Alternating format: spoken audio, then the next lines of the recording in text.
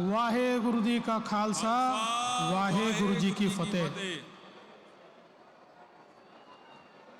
आज दशम गुरु श्री गुरु गोविंद साहब जी की धरती से मैं सबसे पहले हिंद की चादर नौवे गुरु गुरु तेग बहादुर जी, इनके चरणों में अपना शीश झुकाता हूँ और उनकी 350वीं शहीदी और गुरु गोविंद सिंह जी के 350वें गुरुता गद्दी, इस कार्यक्रम में मंच पर उपस्थित बाबा कुलवंत सिंह जी जत्थेदार तख्त श्री हुजूर साहिब जी, बाबा हरनाम सिंह जी जत्थेदार दमदमी टकसाल, बलविंदर सिंह बाबा जी, साथ ही में उपस्थित मेरे साथी महाराष्ट्र के उप मुख्यमंत्री माननीय अजीत पवार जी, विशेष रूप से यहाँ पर पधारे हुए आंध्र प्रदेश के उप मुख्यमंत्री आदरणीय पवन कल्याण जी, महंत रघुमुनि जी, यहाँ पर विशेष रूप से उपस्थित हमारे बहुत ही आदरणीय पंच प्यारे, साथी में मेरे साथी गिरीश महाजन जी, पंकजाताई मुंडे, अतुल जी सावे, हमारे अध्यक्ष रविंद्र चौहान, विशेष रूप से दिल्ली से पधारे हुए दिल्ली सरकार के senior cabinet minister Shri Manjinder Singh Sirsa ji, हमारे पूर्व मुख्यमंत्री अशोक चौहान जी, धर्मगुरु बाबू सिंह महाराज जी, संजय महाराज जी, शरदराव जी ढोले, भाई ज्योतिंदर सिंह जी, राम सिंह महाराज जी, विजय सतबीर सिंह जी, सुरेश महाराज जी, जिन्होंने इस कार्यक्रम के आयोजन में बहुत मेहनत की, ऐसे भाई रामेश्वर नाइक जी, डॉक्टर भागवत कराड़ जी, डॉक्टर अजीत गोपचड़े जी, तुषार राठौड़ जी, राजेश पवार जी, किशन वानखेड़े, बालाजी कल्याणकर, संतुकराव हंबर्डे, श्रीकर परदेशी, जितेंद्र पापड़कर, शाहजी उमाप, राहुल करडिले, अविनाश कुमार, किरण आंबेकर, सूरज गुरो, प्रताप पाटिल चिखलीकर, श्रीजया चौहान, मंचासीन सभी महानुभाव, साथ के मंच पर बैठे हुए सभी संतगण और उपस्थित सभी बहनों और भाइयों, आज हम सभी लोग इस संगत में गुरुबाणी गुरु ग्रंथ साहिब जी के सामने शीश नमन करते हुए हमारे नौवे गुरु हिंद की चादर गुरु तेग बहादुर जी के पराक्रम को, उनकी वीरता को, उनके शौर्य को और उनके बलिदान को नमन करने के लिए यहाँ पर एकत्रित आए हैं। हम सभी लोग जानते हैं हमारे गुरुओं ने जो बलिदान दिया, इस देश की संस्कृति, इस देश की सभ्यता, यहाँ का विचार, यहाँ का धर्म, ये सभी बचाने के लिए ये बलिदान हुआ है। और केवल सिखों के लिए नहीं, तो तमाम भारतवासियों के लिए ये बलिदान हमारे गुरुओं ने दिया।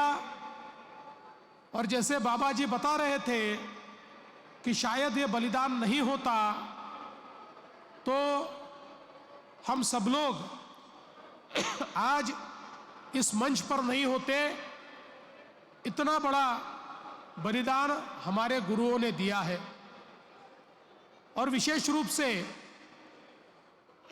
जिस समय हम जानते हैं कि औरंगजेब ने बहुत जालिम अत्याचार शुरू किए और विशेष रूप से कश्मीर में बैठे हुए पंडितों को जबरन धर्मांतरण के लिए मजबूर किया गया, तो उनके सामने बचने के लिए अपने धर्म को, अपने विचार को, अपनी संस्कृति को, अपने संस्कारों को बचाने के लिए किसके पास जाए, तो केवल एक नाम उनके सामने आया और वो नाम था 9वें गुरु तेग बहादुर सिंह जी का। वो जानते थे कि यही गुरुदेव है जो हमें बचा सकते हैं, और वे गुरुजी तक पहुंचे और गुरुजी ने भी ये जिम्मेदारी ली कि हम आपको बचाएंगे, और उस जिम्मेदारी का निर्वाह करते हुए जिस समय औरंगजेब ने गुरुजी को कैद किया और उनको ये कहा कि या तो आप धर्म बदल लीजिए या फिर आप मरने के लिए तैयार हो जाइए, उस समय उस क्रूरता के सामने गुरुजी डरे नहीं, निडरता के साथ उन्होंने अपने विचारों की, संस्कारों की और विशेष रूप से सनातन धर्म की रक्षा का जो संकल्प लिया था, उस संकल्प को दोहराया। और हम सभी जानते हैं कि गुरुजी के साथी भाई सतीदास, भाई मतीदास, सभी लोग इतनी बर्बरता के साथ उनको मारा गया, किसी के टुकड़े कर दिए गए, किसी को गरम पानी में, गरम तेल में झोंक दिया गया, और उसके बाद गुरुजी को भी, उनका भी शीश काट दिया गया, और मानो एक संदेशा देने का प्रयास हुआ कि जो हमारी बात नहीं सुनेगा उसका यही हश्र होगा। लेकिन औरंगजेब ये जानता नहीं था कि गुरुजी की कुर्बानी से पूरे देश के अंदर इस प्रकार की प्रतिबद्धता निर्माण होगी कि उसके इरादे कभी पूरे नहीं होंगे, और वो इरादे कभी पूरे नहीं हुए। और उस समय जब औरंगजेब ने ऐलान किया था कि गुरुजी को कोई भी अंतिम संस्कार नहीं देगा, उनके शीश को, उनके शरीर को कोई अंतिम संस्कार नहीं मिलेगा, दिल्ली के चांदनी चौक में बर्बरता के साथ गुरुदेव का देह पड़ा था। ऐसे समय लकीशा बंजारा जी ने अपने प्रयासों से उनके शरीर को अंतिम संस्कारों तक पहुंचाया, और उसके बाद उन्हीं के सुपुत्र गुरु गोविंद सिंह जी ये 10वें पातशाह बने, और 10वीं पातशाही गुरु गोविंद सिंह जी ने तो इस प्रकार का बलिदान दिया। हम सभी लोग जानते हैं कि उनके 2 बेटों को पहले मारा गया, उसके बाद 2 बेटों को दीवालों में चुनवा दिया गया, और दीवालों में चुनवाने के बावजूद न बेटों ने हार मानी, न गुरुजी ने हार मानी। वे लगातार धर्म की रक्षा के लिए, अपने देश की रक्षा के लिए लड़ते रहे। इसलिए ये जो हमारा इतिहास है, ये बहुत वीरता का इतिहास है, शौर्य का इतिहास है और ये इतिहास केवल सिख पंथ तक, सिखों तक सीमित नहीं होना चाहिए। तो भारत के जन जन को ये पता होना चाहिए कि हमारे गुरुओं ने केवल सिखों के लिए बलिदान नहीं किया, समूची मानवता के लिए ये बलिदान किया है। इसीलिए इस कार्यक्रम का आयोजन हमने किया। और विशेष रूप से ये कार्यक्रम इसलिए भी अलग है कि पूरी नानक नाम लेवा संगत एक साथ इस कार्यक्रम में लाने का प्रयास हमने किया। हम सभी लोग जानते हैं, हमारे देश में जब समाज बिखरा हुआ था, ऊंच नीच जातियां, ऐसे कई बंधन हमारे समाज को तोड़ते थे, जिसके कारण हम गुलामी में जाते थे। ऐसे समय गुरु नानक देव जी ने एक निरंकार का मंत्र हमको दिया, सभी को एक साथ जोड़ने वाला। ये निरंकारी इस प्रकार का विचार, जिस विचार ने उस समय पूरे देश के अंदर अलग अलग समाजों को जोड़ने का काम किया, उसी विचार को फिर एक बार इस कार्यक्रम के माध्यम से एकत्रित लाने का प्रयास हमने किया है। चाहे वो सिख हो, सिखलिकर हो, हमारे लुभाड़ा हो, हमारे बंजारा हो, हमारा मोहयाल समाज हो, हमारा सिंधी समाज हो, सारे जितने नानक नाम लेवा समाज है, जिन जिन तक गुरु नानक देव जी का संदेशा पहुंचा और जिन्होंने गुरु नानक देव जी के विचारों को अपनाया, पूरे देश के हर प्रांत में, पूरे देश के कोने कोने में फैला हुआ ये समाज, हमारा वाल्मीकि समाज हो या अलग अलग सारे समाज, इन 9 समाजों को एकत्रित करने का काम इस कार्यक्रम के माध्यम से हमने यहां पर किया। और साथ में हमारे वारकरी समाज को भी जोड़ने का काम हुआ, क्योंकि बाबा जी ने अभी बताया, हमारे नामदेव जी, संत नामदेव जी, भगत नामदेव जी, ये नरसी से निकले और घुमान तक गए और घुमान में पंजाब में उनकी समाधि बनी। और नामदेव जी ने जो विचार रखे, नामदेव जी ने जो श्लोक बताए, जो पंक्तियां बताई, जो विचार बताए, उनको गुरु ग्रंथ साहिब जी में भी बहुत महत्वपूर्ण स्थान मिला और वो भी, उनके विचार भी गुरुवाणी में परिवर्तित हुए। इस प्रकार से महाराष्ट्र के हमारे इस विचार का और हमारे वारकरी संप्रदाय का हमारे सिख समाज के साथ एक अनूठा नाता जुड़ा। आज भी हम लोग देखते हैं, हमारे नरसी में हमारे सिख समाज के लोग आते हैं।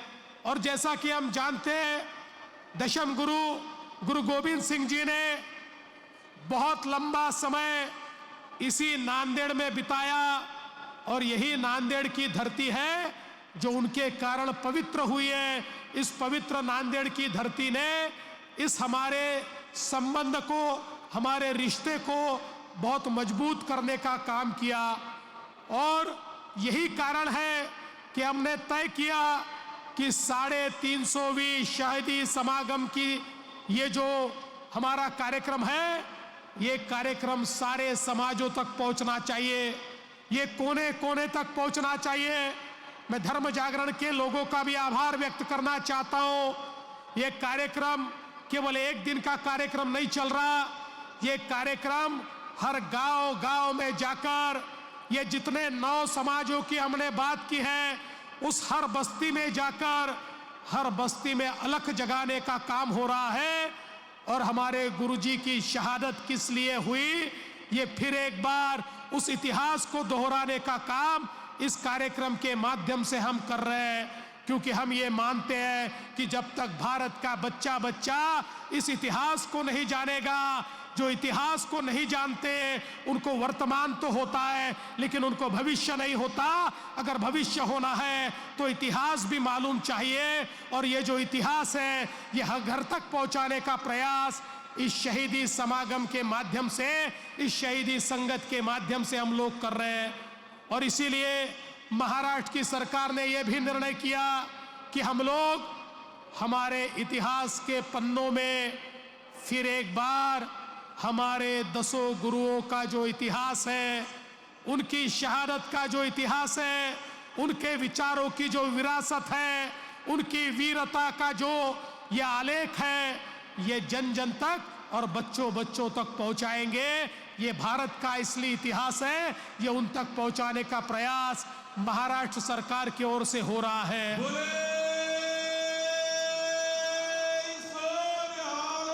सत श्री अकाल। और मैं ये ऐलान करना चाहता हूं, ये 3 कार्यक्रम तो हम लोग कर रहे हैं। नागपुर का हुआ, यहां पर नांदेड़ साहिब में हुआ, नवी मुंबई के कार्यक्रम में तो हमारा प्रयास है कि स्वयं प्रधानमंत्री जी वहां पर पधारे। लेकिन केवल 3 कार्यक्रम करके हम रुकेंगे नहीं, तो नानक नाम लेवा संगत के माध्यम से हर घर तक हम पहुंचेंगे और हर घर तक ये शहादत भी पहुंचेगी, ये विचार भी पहुंचेगा, ये गुरुवाणी भी पहुंचेगी, ये अमृत वचन भी पहुंचेगा। इस प्रकार का प्रयास महाराष्ट्र की सरकार की ओर से हम लगातार करते रहेंगे। बोले सोनिहाल। सत श्री अकाल। मैं आज हमारे सभी आयोजकों का बहुत बहुत आभार व्यक्त करना चाहता हूं। हमारे बाबा जी, इन्होंने हमें बहुत अच्छे तरीके से मार्गदर्शन दिया। हमारे तख्त श्री हुजूर साहिब के जत्थेदार, जिन्होंने इस कार्यक्रम की अगुवाई की, हमारे सारे संत जो यहाँ पर मौजूद हैं, जिन्होंने हमें आशीर्वाद दिया, इस कार्यक्रम को आशीर्वाद दिया, यहाँ पर पधारे हुए सारे हमारे ग्रंथी, उनको भी मैं बहुत बहुत धन्यवाद देना चाहता हूँ, जिन्होंने हमारे सामने बहुत सुंदर शब्द किया, कीर्तन किया। ऐसे सभी का मैं आभार व्यक्त करना चाहता हूँ। हमारा जिला प्रशासन, जिन्होंने इसके लिए बहुत मेहनत की, हमारे रामेश्वर नाइक और यहाँ पर काम करने वाली पूरी टीम, इनका भी मैं बहुत आभार व्यक्त करना चाहता हूँ। और अंत में मैं गुरुजी का आभार व्यक्त करना चाहता हूँ। ये गुरुजी की मेहर है कि हम सब लोग यहाँ पर एकत्रित हैं। इसी तरह से उनकी मेहर, उनका आशीर्वाद हम सभी को प्राप्त होता रहे, इतना ही उनके चरणों में शीश नमन करते हुए कहता हूँ और अपने वाणी को विराम देता हूँ। जय हिंद, जय महाराष्ट्र। बोले सोनिहाल। सत श्री अकाल। वाहे गुरुजी।